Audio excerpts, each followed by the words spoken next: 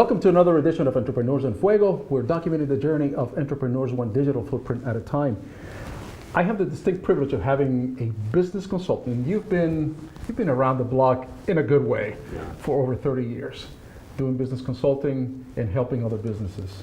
Yes. Tell us a little bit about what you do, my dear friend. John Waters is here from Water Consulting. Great. Tell us what do you consult about, man? Well, I've got such a varied number of experiences over the last 35 years, and they're in multiple businesses. I own 9 of my own companies, and certainly had successes in those companies, but those successes don't come without failures and the mistakes that you make as an entrepreneur trying to figure your way out. It's interesting, I was just listening to a story about Henry Ford, and when you think about Henry Ford, you think success. Well, he had multiple failures before he even succeeded that we don't know about, trying to build race cars, and it was a failure. And so he had 8 years of that. And that's what I've gone through in my career in order to build the experiences that I use to help my clients. I went to Arizona State University, and that's certainly a good school. Go Devils. But the experience really comes from that combination of education, but really the education you get in real time. And so I have developed my own methodologies and my own programs in helping business owners really improve and grow their business. How's that methodology different from other consulting businesses? I think it's a combination of experience and results.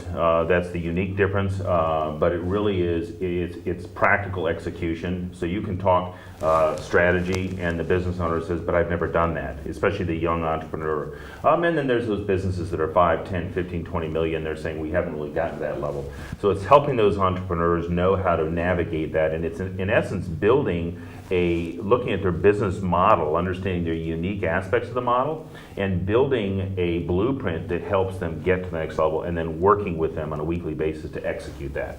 So that's the difference we provide. We don't come in and just consult and say, here's the strategy. We help align the strategy with their goals, and then we work on the very specific action items so that they know what to execute on a weekly basis. Because as entrepreneurs, we get diverted.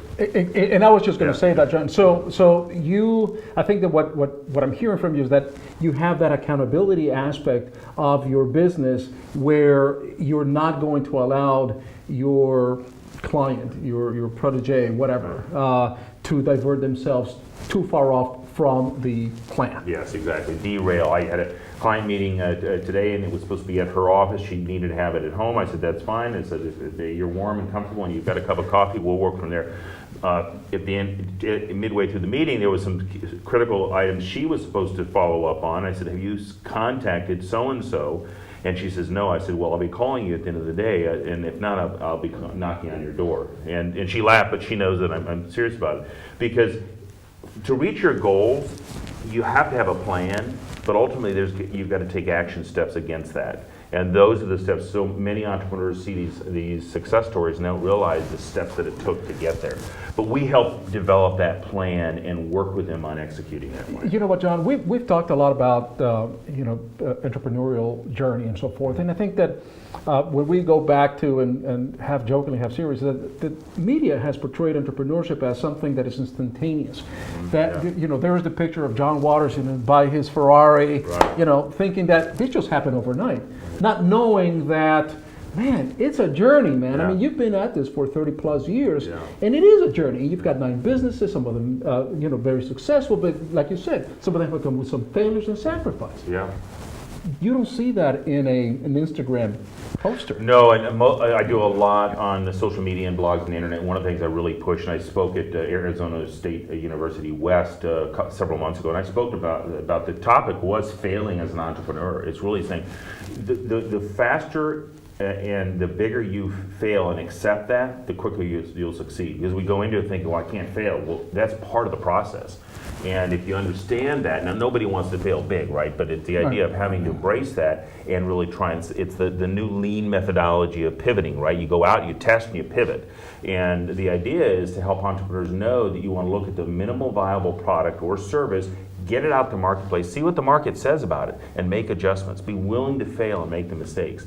That's why I'm here, is because I made plenty of mistakes on the way. So I started out, with a lemonade stand, and it didn't work on that corner, so I moved to the other corner, right? Right. That's making adjustments. That's cool. So in your journey of 30 years, have you seen, or can you pinpoint something very specific or dramatic that has changed in the way that entrepreneurs are thinking and the way that we perceive entrepreneurs? Is there something that has changed? I know that technological changes, of course, have been dramatic, but in the attitude, if you will, of the entrepreneur. Yeah, no, that's an interesting question. Certainly technology has changed. Sure. The fact that we no longer have to function out of a brick and mortar building Right. has allowed for that virtual type of work environment.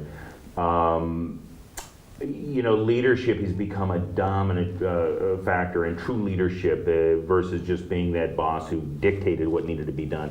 So there's a change in the mentality of, wait a minute, leading and developing cultures is critically important, because cultures are about, culture comes out of leadership, right? And ultimately the culture is what drives productivity. Zappos is a great example, Southwest Sure. Airlines. So leaders understanding that building a culture is far more important than building a big office, with a huge mahogany desk. It's about the people that work for you and investing in people. That's the shift that I'm beginning to see. And the attitude really is willing to accept the challenges and the pain that come along with entrepreneurship. Although, because of technology too, we still think that we can get there faster, and you still have to go through the course of making the mistakes. So we're moving away from the highly structured corporate environment to become more of a tribe of a community, is what I'm hearing from you.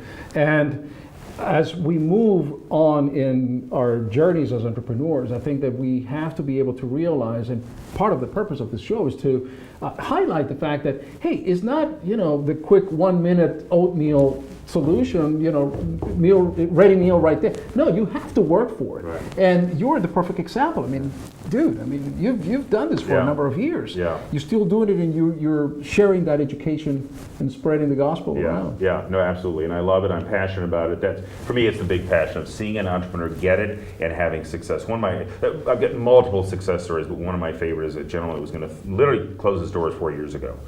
He has today opened multiple stores, paid off debt, closes on Sundays, and is spending more time with his family and traveling. And those are some of the things that he wanted to get to. Now that took 4 years to get, 2.5 to 3 the last. Okay. But those are the things that occur. And hearing him feel like he is accomplishing what he wanted to accomplish are big. So that's what I enjoy doing. What's the best advice that you give entrepreneurs? I mean, you've Well, got 30 plus years of. I'll tell you, one of them is if someone can buy your dream, meaning if basically you've got a dream and they can buy or move you aside from that, then is it really your dream? So, because we all get the opportunity. You're thinking, well, I'm going to go and start this business, and someone says, well, I've got an opportunity over here. Well, then that's really not your dream. And the other one is just remaining consistent and persistent at what you're working towards. It's that 3 feet from gold philosophy. And so many times entrepreneurs, in fact, one of the largest reasons that entrepreneurs don't make it and businesses fail, and we think it's capital management, it's really that they give up. They're that close, but they give up. And so I would say in the very end, it would be don't give up. If you truly believe in a dream and it's a viable product or service, go after it. Is that the best advice you got? No, it wasn't. No, it's entrepreneurship. Usually, well, here's a safer way. Entrepreneurship is not safe, right? It's high risk. No, man, it's risk. Yeah, but if you're cut out for it, then go for it. And pursue it, and just be willing to eat top ramen for a while. Oh yeah, man. I mean, But there's steak on the other side. somewhere Right. down the road, Yeah. and it is a journey. It is a journey, and that's one of the things that, again, I want to reemphasize is that we are trying to convey to our listeners or viewers is the fact that don't give up. People like yourself come in and say, "Hey, I've seen it all, and this is what I gather out of 30 years." Don't give up. Yeah. It is sage. It's wisdom. Yeah. And that is very, very, very valuable. Man. Yeah, I'm working on a couple of different books. One of the titles that I haven't perfected, but it's really Hope with a Plan. People say, hope's not a plan. It is a plan. You've first got to have hope. If you've got the hope, now just develop a plan to get there, right? Right. But you can have hope all day long with no plan, right? You can have a plan with no hope. But hope with a plan will allow you to succeed, and that's where you'll see some of these entrepreneurs. Why does some people do it? Because they're persistent about it, and they're stubborn-headed. And they are executing the plan. That's it, they're executing. They're executing the plan, because like the example that you gave us, you can give all the very best consulting and advice in the world. If that lady didn't pick up her phone to accomplish the task that you said you wanted her to do, Yeah. then Yeah, you're right. There's And the no- beauty of the there's no plan is execution. that if you fall off the plan or you get diverted, you simply make course adjustments and get back on track. So it's rewarding when you see, and it also gives you a point to measure your performance Sure. at. So. are you going to come back and give a little seminar over here at the office? Sure, Paul? 'Cause yeah, we got, look, there's a great need for what you're doing, man. I mean, and I'm sitting here and I'm just soaking all this Yeah, wisdom well, in, thank man. you. I just feel very privileged that you're here with us today, man. Well, I thank really, you. really appreciate it. Yeah, I do a presentation on profit by design, not by accident.